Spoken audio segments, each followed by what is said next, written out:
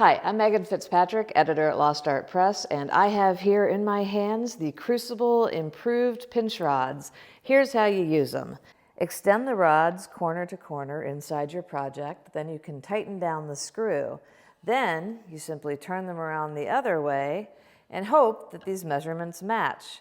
You can see here on my box that they don't quite. So what I would do then is set these to the smaller dimension, which is this one, turn it around, and obviously this would be while the glue is still wet, and then I would close it down to half that distance. That's about 1/8.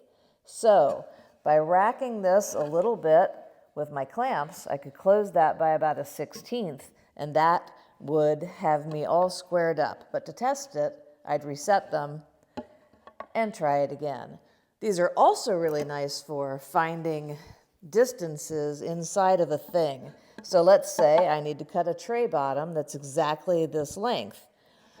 I can set it like this, transfer that measurement from here to here to my stock for the bottom, and it's dead on without having to remember any numbers.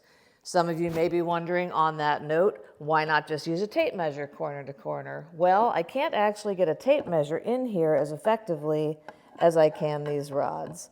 So this is a faster way that requires no numbers to get these measurements. There are less expensive ways to do this. You can do it with 2 sticks and a binder clip, for example. But these are a far more elegant solution, always at your fingertips.